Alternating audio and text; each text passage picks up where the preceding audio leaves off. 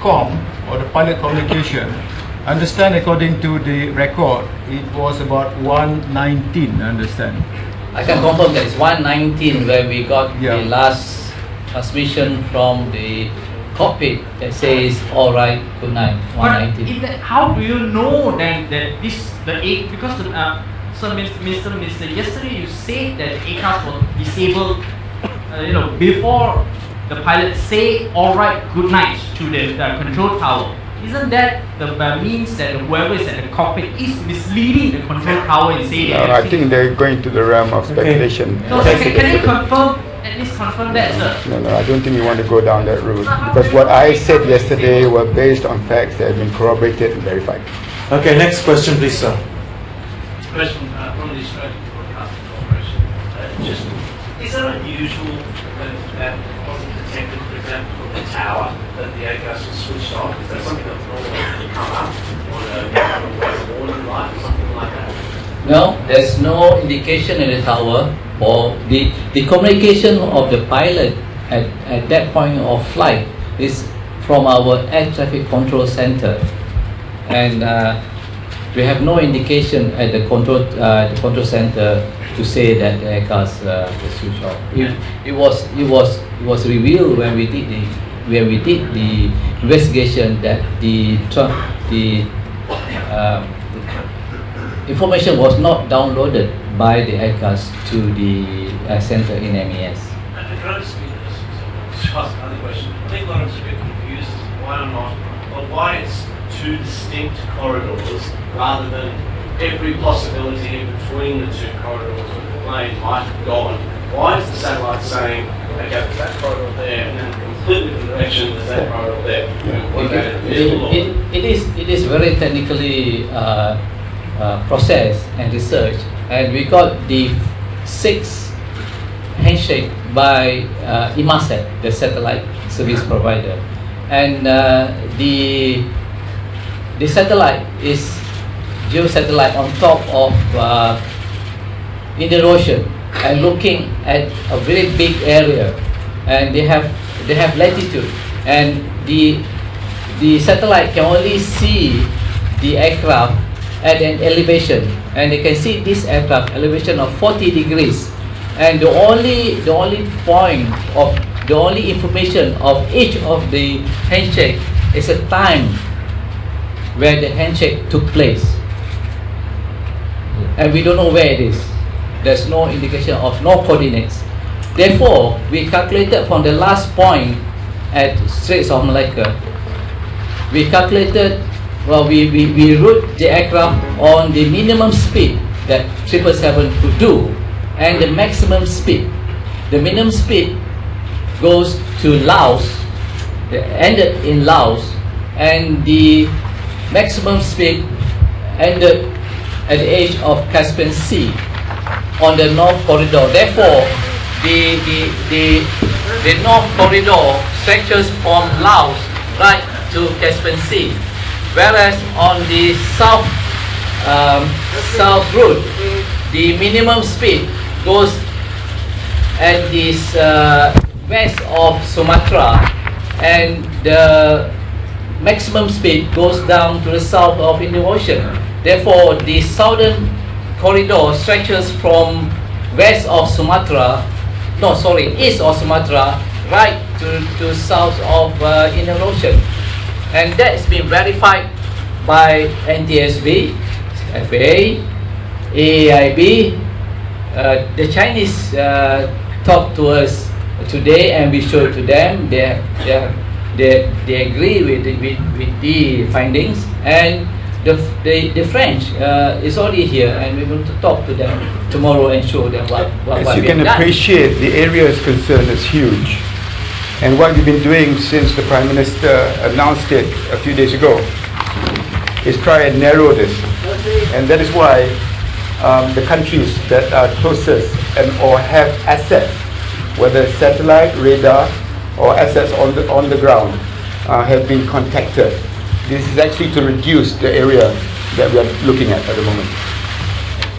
Okay, please, your question, please. So the Yanning of Chiltern, Singapore, Can you tell us that last week the passengers' families were told to expect the worst? Is this position being maintained at the moment right now, or is there some hope, more hope that some passengers are surviving this? The second question is that can you confirm whether foreign security agencies have vetted and cleared the background of the pilots? On a personal basis, for the families, I always pray, whether if it's hope against hope, but the urgency and the ground that you need to cover, it is very important for us to focus, and that's why we have impressed on everybody not to speculate, because when we have to look into speculative reports, it will distract us from our immediate concern, which is to find the aircraft. Hello, it's a question from CNN Myanmar.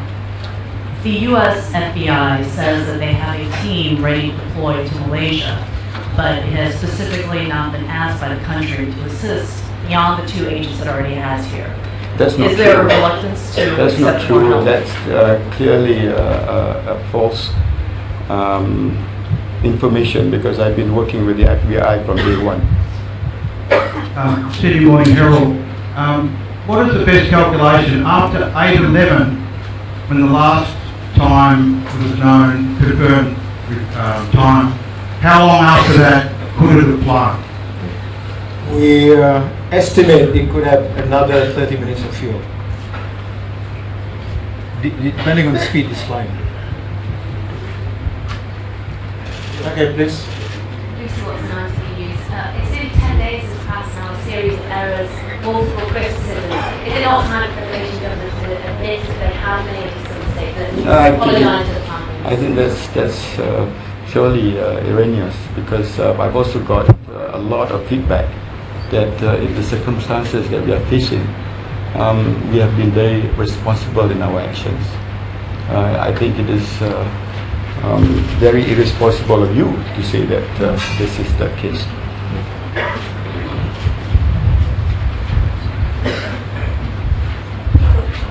Good evening, gentlemen. You're live on Sky News from London. A couple of questions for you, if I may. There's a report that this flight was on a commercial flight corridor at 5,000 feet. Can you confirm that? And do you have any hope whatsoever that this plane could still be intact during the eruption? Well, as far as the report at 5,000 feet, we're not aware of that report. I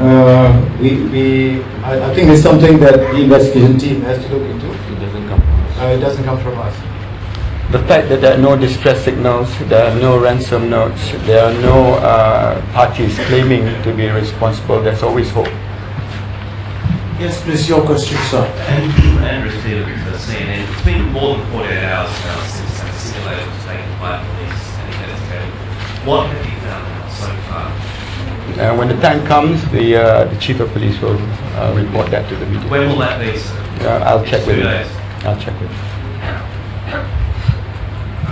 Like you said, Bill, CBS News, just to follow up on 2 points others have raised.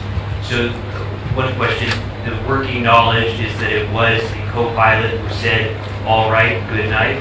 And then the other question, it seems that this ACAR system could have been switched off between 107 and 137, but that communication came at 119. So is it possible the ACAR system was switched off after that communication with the controller? We don't know when the aircraft system was switched off. All we know is the last transmission, and we did not receive the next transmission. Okay? A lot has been, I guess, a lot has been made that that came after that system had been switched off. That the pilot or someone in the cockpit communicating this "all right, good night" message came after the system had been switched off. Well, like I said, the invention team is looking at all possibilities, because they have to go through and run through the proper simulation of the cockpit. And that is why I think we need to focus on finding the aircraft. The quicker we get to the black box, those questions will be answered. I think we have one more question. One last question, please. Your question. From Xinhua News Agency. At this moment, most of Chinese people are becoming increasingly anxious about this incident. but the search and rescue and investigations move slowly. So has Malaysia's government ever thought about using any social networking and social media to help with establishing more effective and efficient way of communication with Chinese people? You know, some applications like Weibo and WeChat, it covers a number of 750 million population in China, and women assist you with this actually. Yes, it would, and that's why I'm on Weibo myself. Secondly, I've been on CCTV, and that has been beamed across the world. And the feedback that I've got is very positive in trying to thrive and understand and appreciate what the families are going through. I've always said that whatever we do, we have to think of what the families are going through. That is why we have to be very responsible in coming out with the statements, and they must be verified and corroborated. Because at the end of the day, if they are not and found to be false, the people that are going to suffer most are those very families that you are trying to protect. Thank you.